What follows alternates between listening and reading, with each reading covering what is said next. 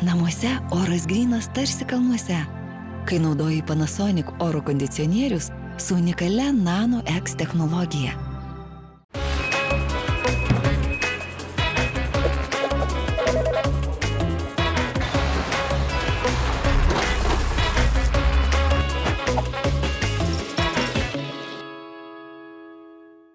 Aš labai dažnai važinėjusi iš Vilniaus į Klaipėdą, savo mylimą miestą, arba iš Klaipėdos grįžtu vėl į Vilnių. Ir man sako, ko tu važiuoji su automobiliu? Sėsk į autobusą ir savo važiuok patogiai. Žinot, aš irgi turiu tą tokį labai seną mąstymą kažkokį. Man atrodo, kad tie autobusai, kažkokie, dar dėsiu ten tos 300 km. Bet atvažiuoji į Marijampolę, pasižiūri, kaipgi atrodo autobusai ir kaipgi jie čia gyvena ir iškart visi mitai paneigti. Pirmasis viešojo transporto autobuso prototipas atsirado dar 1662 metais Paryžiuje. Tai buvo arkliais traukiamos karietos, vežusios keleivius nustatytų maršrutu. Technologijos stipriai pasikeitė XIX amžiaus pabaigoje. 1895-aisiais Vokietijoje sukurtas pirmasis benzinų varomas autobusas. Apie 1897-98 metais atsirado pirmieji reguliarūs motoriniai autobusai. Šiandien autobusų parkai išgyvena dar vieną transformaciją. Jos keičia modernios aplinkai draugiškos transporto priemonės. Technologijos leidžia ne tik efektyviau planuoti reisus, bet ir užtikrinti didesnį keleivių komfortą bei saugumą. Pristatome mūsų mito herojų. Esu Robertas Dobrovolskis, Marijampolės autobusų parke einu eksploatacijos skyriaus viršininko pareigas. Esu atsakingas už įmonės transporto skyriaus veiklą. Ar pats pameni, kaip jūs atrodėte prieš tai, kol neįsikūrėte štai taip? Pats galbūt nepamenu, bet žinau, kad prieš gerą 20 metų turbūt ir mūsų įmonė gyveno istorijoje ne pačius geriausius savo metus. Tačiau, manau, viskas pradėjo keistis kokiais 2012 metais, kada su miesto savivaldybės administracijos palaikymu, teisingų įmonės kurso pasirinkimu į mūsų kiemą pradėjo važiuoti nauji autobusai. O kokie buvo prieš tai? Čia tie tokie raudoni, tokie dideli, aplūžę, kaip jie atrodė? Taip. Vaizdas buvo nekoks, buvo duobėtas kiemas, autobusai buvo tikrai nuvargę, baigiant į savo eksploatacinį periodą. Autobusus remontuodavo senose, šaltose, tamsiuose remonto dirbtuvėse ir apie geras darbo sąlygas arba aukštą paslaugų kokybę turbūt buvo galima tik pasvajoti. Bet taip nebūna, kad sugalvojai vieną dieną ir sakai, viskas, jau su šitais senais autobusais mes čia nebevažiuosim. Nes autobusogi nenupirksi, nekainuoja šiaip kapeikas. Taip, autobusai iš tikrųjų yra labai brangus. Apie 100 000? Ne, taip 100 000 tai čia mažas paprastas autobusas. A, čia tas mažiukas. Taip, tas mažiukas. Jeigu turistinis autobusas, tai jis gali kainuoti ir 300 000. Jeigu tai būtų elektrinis miesto autobusas, jis kainuoja ir 500 000 eurų. Sumos yra tikrai didžiulės ir reikia drąsių sprendimų ir, kaip jūs sakot, labai gerų matymų į priekį. Tai čia jau direktoriai jūsų turbūt padarė drąsius sprendimus ir matymus, ar ne? Taip, direktoriai tikrai numatė daug į priekį, priėmė drąsių sprendimų, ir šiandien dienai matom rezultatą. Gerai tos moteris, pasakykit, dirba. Visai gerai, jos tokios ūkiškos, mamiškos tokios, žino, ką reikia sutvarkyti. Mačiau, yra ir 3 vairuotojos moteris. Turbūt nieka prastesnės negu jūsų vyrai vairuotojai. Tikrai ne, labai džiaugiamės moteriškų tuo kolektyvo. Moterys kaip vairuotojos tai apskritai yra labai atsakingos, labai pareigingos, labai mus informuoja, jeigu kažkas tai ne taip arba kažkas nėra aišku, tai tik gerų žodžių galiu atsiliepti. O ar priimtumėt dar moterį savo kolektyvą? Kiek dabar kolektyve yra žmonių ir kiek, pavyzdžiui, jūs dar norėtumėt priimti? Tai mūsų kolektyve šiandien dirba viso įmonė 61 darbuotojas, iš jų yra 43 autobusų vairuotojai. Dar čia norėčiau pasakyti, kad pas mus vairuotojai tai ne šiaip savo vairuotojai, mes turim tikrų profesionalų, tai yra ir garbės ordinais apdovanotų žmonių, tai yra Ženevoje įkurtos organizacijos toks garbės apdovanojimas, kuris suteikiamas ne bet kam, o vairuotojams, kurie keliuose yra įveikę daugiau kaip 1 milijoną kilometrų ir per paskutinius 20 metų nesukėlė jokio rimto eismo įvykio. Prireikė net 20 metų, kad Marijampolės autobusų parkas pasikeistų net pažįstamai. Tai nebuvo staigus šuolis, veikiau nuoseklus, kantrus augimas. O šiandien mes matome tikrai daug, turime kapitaliai sutvarkytą kiemą, turime kapitaliai sutvarkytą degalų infrastruktūrą, tiek dizelinio kuro, tiek gamtinių dujų užpildymų stotis, greito įkrovimo elektromobilių įkrovas, turime visiškai naują autobusų priežiūros centrą kartu su automatinė plovykla. Tai padaryta tikrai daug, rezultatas yra ir tuo labai džiaugiamės. Reikia paminėti, kad dar pačioj metų pabaigoje mūsų autobusų parką papildė visiškai nauji 10 ekologiškų gamtinėmis dujomis varomų autobusų. Tai čia vėlgi Marijampolės savivaldybės administracijos dėka pasitikėjimo mūsų įmonė šie autobusai pasiekė mus. Ir šiandien dienai dar galime teikti dar aukštesnės kokybės paslaugas mūsų savivaldybės gyventojams. Bet aš kiek suprantu, jūs patys išsilaikote, ar ne? Patys mokat ir leasingus, ir uždirbate tos pinigus. Nėra taip, kad savivaldybė visiškai turėtų dengti viską. Taip, nėra. Yra maršrutai, kuriuos mes aptarnaujam, savivaldybė už juos su mumis atsiskaito. Yra taip pat kita dalis komercinė dalis, tai yra, kur mes dirbam tolimaisiais maršrutais, užsakomaisiais reisais. Žinoma, tai mes esam pelno siekianti organizacija. Taip, ir visai nesvarbu, pavyzdžiui, jeigu valstybinė įmonė, tai atrodo, kad valstybinė įmonė ten negali būti sutvarkyta, inovatyvi, dėl to, kad ten biudžetas ar ne kažkoks yra skylėtas. Reikia ir patiems kažkiek suktis. Žinoma, reikia skaičiuoti, reikia galvoti, pinigai iš dangaus nenukrenta, reikia užsidirbti. Tokioje modernioje įmonėje tiesiog gera dirbti. Viskas apgalvota, patogu ir pats darbas tampa lengvesnis. Ar nepersidirba vargšai žmonės? Nenorėčiau aš rekomenduoti dabar ateisi į Marijampolės autobusus dirbti ir paskui skambins man sakys, persidirbam, pavargom, ten taip sudėtinga. Ne, tikrai nemanau, kad persidirba žmonės. Turime tikrai ir įvairių sistemų. Turim dokumentų valdymo sistemą. Pas mus kiekvienas darbuotojas gali paprašyti pasiplanuoti savo laisvą laiką, pasiprašyti laisvos dienos. Nereikia net atvykti į administraciją, turi nuotolinę prieigą, gali tą padaryti. Visa veikla vykdoma labai skaidriai. Už kiekvieną dirbtą minutę darbuotojams yra apmokama ir atlyginimai mokami laiku. Esame mūsų regione turbūt didžiausius atlyginimus galinti mokėti įmonė, kas liečia keleivių vežimą. Na bent jau taip pagal oficialius duomenis. Taip, čia dabar užplūs. Jūs čia pasisakėte jau dabar, kad taip neblogai mokat. Tai užplūstų vairuotojų visiems turėsit vietos? Manau, kad taip, turėsim. Darbo tai mes tikrai turim. Kiek pirmieji? 10 gali atlikti? Manau, kad taip, ypatingai vasaros sezonu pas mus pats darbymetis, tai tų vairuotojų tikrai veiklintumėm apie 10 tikrai. Tai dabar apie tą tvarką. Aš ten mačiau prie durų alkotesteris.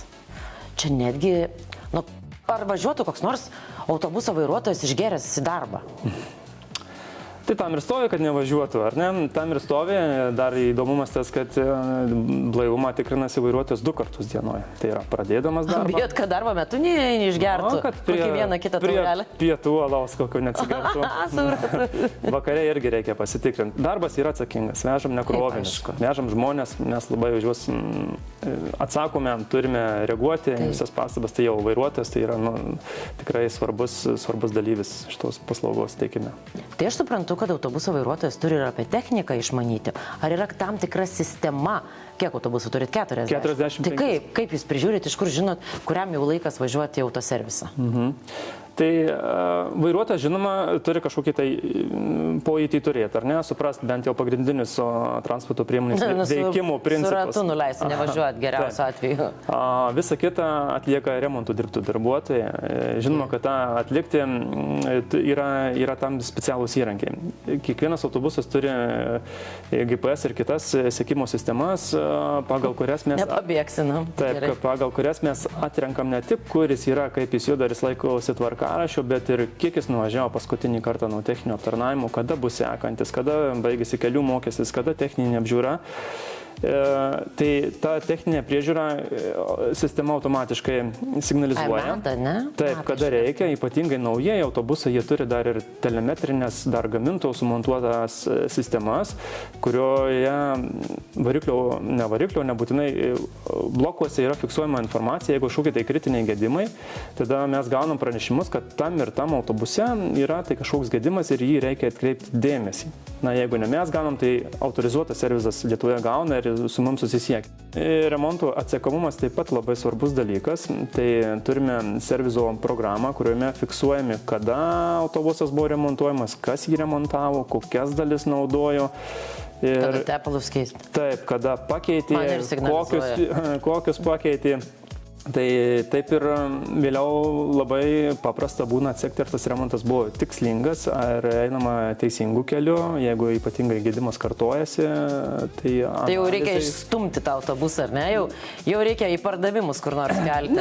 Nebūtinai. Galbūt remonto procese kažkokios tai detalės galbūt matom, kad per trumpai naudojasi, negu galėtų būti naudojamos. Tada pakeičiam tiekėją. Bet nauji autobusai, kiek jiems laiko yra? Mūsų parko vidutinis amžius šiandien yra 7,5 metų. Tai naujai dar autobusai, dar jiems važiuoti. Bet žinokit, pas jūs ir tvarka, aš taip žiūriu. Eina savo, nepasakysi, čia apačioj remontas vyksta, čia žinokit kava, tik tai virtuvėlės viską. Kaip iš čia dabar taip išauklėjo direktorė visus? Tvarka turi būti, ar ne? Tvarka turi būti. Gyvenkim gražiai, ne? Tvarkingai, švariai. Mūsų pagrindinė įmonės veikla turbūt laikytis tvarkos, laikytis eismo tvarkaraščių ir laikytis vidaus tvarkos. Tai, ir patiem maloniau, ne? Taip, ir patiem maloniau. Viskas aišku, kas ką veikiam, kuris ką darom, tai reikia laikytis to kurso. Laikantis teisingo kurso, seni autobusai iš Lietuvos kelių nyksta greičiau, nei spėjame pastebėti. Jų likę vos vienetai. Tad sakyti, kad mūsų keliais dar rieda senienos, jau būtų neteisinga. Mitas paneigtas.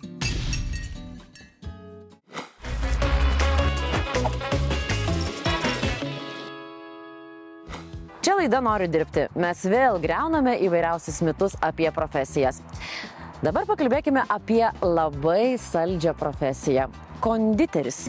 Ar iš tikrųjų yra toksai mitas, kad jeigu konditeris darbe labai prikepa daug tortų ir visokiausių pyragų, namuose jis į juos net negali žiūrėti? Pabandykime paneigti šį mitą. Senovėje saldumynai nebuvo atskira sritis. Kepėjai gamindavo paprastus kepinius su medumi, riešutais ir džiovintais vaisiais. Viduramžiais cukrus buvo itin brangus, todėl saldus kepiniai tapo prabangos simboliu. Vėliau Europoje, ypač Prancūzijoje, saldumynų gamyba išsiskyrė į atskirą amatą. Taip atsirado konditeriai kaip specializuoti meistrai. Įsigalėjus cechų sistemai, šis amatas buvo oficialiai pripažintas ir pradėtas griežčiau skirti nuo kepėjų darbo. O laikui bėgant, konditerija iš paprasto amato virto kūrybinė sritimi, kurioje svarbi ne tik skonis, bet ir estetika.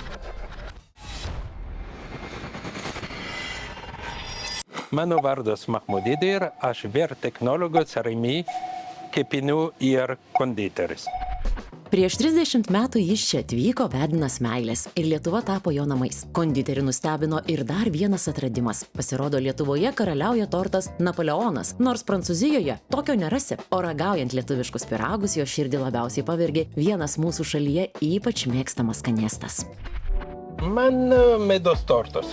Medutis, medutis man irgi pats skaniausias. Ar sunku daryti medutį? Labai.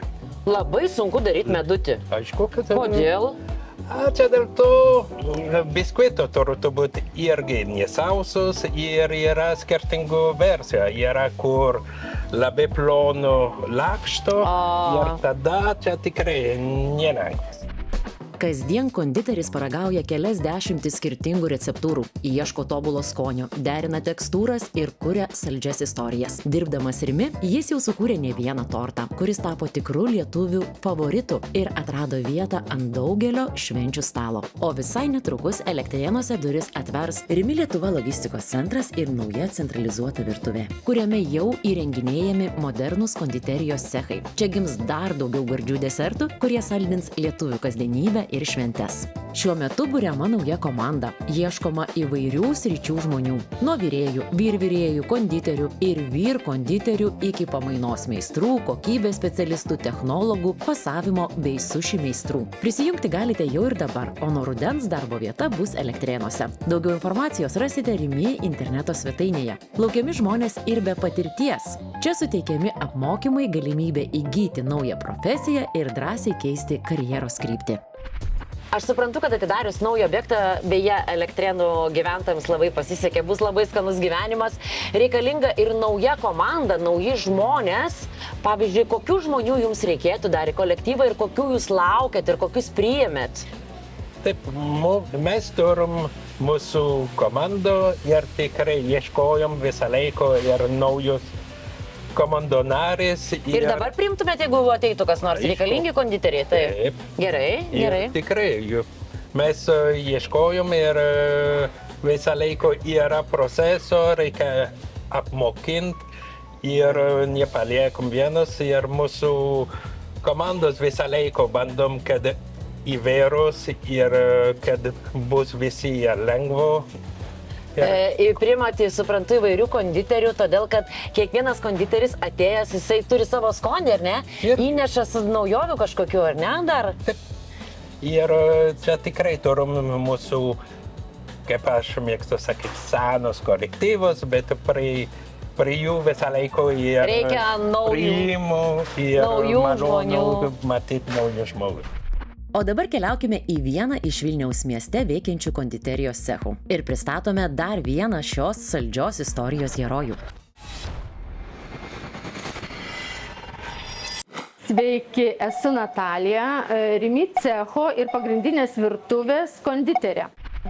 Yra toksai mitas, sako, kad konditeriai tiek prisivalgo ir prisiragauja darbe, kad namuose jau jokių tortų, jokių pyragų, nieko nekepa. Kaip yra iš tikrųjų? Mitas. Mitas? Mitas, tikrai. Mes ragaunam daug, bet neprisivalgom. Tai kiek tų receptų, kiek būna visokiausių, pavyzdžiui, per dieną, kiek galite išragauti? Apie 100. Gerai, tai koks tas konditerio darbas? Ar jį yra sudėtinga išmokti? Ar tai turėtų būti kažkas įgimto? Tikrai ne. Konditerio darbas yra labai įdomus. Jo tikrai nesudėtinga išmokti. Taip kruopštus, reiktų labai susikoncentruoti, atsakingai, bet labai įdomus. Šiaip visus kviečiu išmokti šito amato. Pristatome dar vieną šio mito herojų. Aš esu Vaida Kaikarienė, dirbu Rimi Lietuva, personalo vadovė. Kažkaip visiems atrodo, kad jeigu eini darbintis į didelę kompaniją, kad ten nebus karjeros galimybių. Ar tai tiesa? Netiesa. Kaip tik didesnis, ar ne? Dėl to, kad tų pozicijų daugiau yra. Vienas dalykas, aišku, kad yra daugiau pozicijų, kitas dalykas yra pakankamai daug skirtingų taškų, kur galima kilti. Gali būti lygiagretus judėjimas, kuomet tu pradedi augti nuo vienos pozicijos pagalbinio darbuotojo ar virėjo, keisti profesijos kryptį į konditerio, bet gali būti, kad tu dirbi vienam mažesniam ceche arba vietinėje parduotuvėje, o vėliau tu gali augti į centrinę virtuvę arba į dar didesnę formato parduotuvę. Tai aš manau, kad galimybių tik daugiau. Bet yra žmonių, kurie sako, man reikia tiksliai žinoti savo dieną, man reikia žinoti savo darbo valandas, man reikia tiksliai, man tai bus ramiau gyventi ir aš tada galėsiu savo gyvenimą susitvarkyti. Ne visi mėgsta gyventi chaose. Aš taip suprantu. Jo, bet ir kiekviena diena nėra nuspėjama. Galbūt vieną dieną tu gali nuspėti, kiek bus kažkokių tai užsakymų ir kokių tortų ar salotų reikės padaryti, bet gali būti, kad atsitiko kažkokia tai situacija, aplinkybė ir gali visiškai dienos planas pasikeisti, kuomet tu turi kartu sustoti su komanda ir galvoti, ką aš turiu, nuo ko aš turiu pradėti, kokius darbus prioritizuoti ir padaryti. Iš kur ateina? Iš parduotuvių, ateina iš mūsų pirkėjų, klientų. Tarkim, jeigu mato, kad yra didelė paklausa, tarkim, arba kažkoks užsakymas, jog nori kažkokiai šventei pasiruošti. Na ir viskas, ir visa komanda tuomet mobilizuojasi ir dirbo, kad išpildytų mūsų klientų poreikius. Tai kokios tos darbo valandos yra? Turbūt kiekvienam žmogui tai yra labai svarbu. Tas, kuris mėgsta tą darbą, kuriuose yra taisyklės, jisai nori tiksliai aiškiai žinoti. nėra vieno darbo valandų kažkokio tai standarto ar normatyvo. Turbūt čia yra didžiausia vertė, ką mes galim pasiūlyti darbuotojui. Yra darbuotojai, kurie dirba tik savaitgaliais, arba tik vakarais, arba dirba tik to vadinamiu oficialiu, tarkim, 5-dienių grafikų. Yra didelė dalis darbuotojų, kurie dirba kaip tik pamainomis, tam, kad turėtų kiek įmanoma ilgesnį ir daugiau laiko su savo šeimos, artimaisiais. Po 2-3 dienas laisvas tas vadinat, ar ne? Taip, tarkim, 3 ar 4 laisvos dienos, tai jie tame turi galimybę daugiau, tarkim, ir darbo dienų turėti laisvų, arba jau prasilginti poilsį, ne tik tai savaitgalio dienom. Tai grafikas yra labai individualus ir aš sakyčiau, čia turbūt didžiausia vertė, kurią darbuotojas gauna ties pas mus į prekybos tinklą. Aš kad esu girdėjusi, kad tai yra labai aktualu mamoms, kurios augina vaikus, netgi studentam, turbūt ir studentus priemat, ar ne, ir žiūrite, kada ten tie egzaminai paleidžiate pabėgti. Ir studentai, ir žmonės, kurie ieškosi ir papildomą tą pačią darbą, arba žmonės, kurie ieškosi socializuotis, ateiti vyresnio, tarkim, amžiaus darbuotojai, jie nori, tarkim, ateiti socializuotis ir jie nori tik tam tikrom dienom, valandom, arba susiderinti su, tarkim, savo kažkokiu kitu sporto režimo rutina arba reabilitacijos poreikiais ir panašiai. Tai jūs prieš amžizmą esate, mes ne? Prieš esam amžizmą. Tai gerai, tai kiek čia dar, po kokio 30 metų, jeigu ateičiau darbintis, dar priimtumėt mane? Mūsų vyriausiam darbuotojui, nepameluoti, yra 80 metų. Tai manau, kad ir jo galit ateiti dar ir daugiau. Tai nėra taip, kai sėdi namuose žmogus, žinai, išėjęs į pensiją ir verkia, nesako, nu kas mane bepriimsi tą darbą, kur aš beisiu. Tai tu čia gali ateiti nors po kelias valandas ar ne padirbti. Savo malonumui, žinai, galbūt kažkokiai kelioniai pasitaupyti ar ne, prisidėti pinigėlį. Turime tokią sėkmės istoriją, viena mūsų darbuotoja ir dalinasi, kad iš pensijos pinigų aš gyvenu, bet iš darbo užmokesčio aš keliauju po pasaulį. Tai turime ir tokių sėkmės istorijų ir žmonės dalinasi. Tai aišku, norisi ateiti į žmonės ir socializuotis ir kad ir kelios tos darbo dienos, bet jam atveria visai gerų galimybių.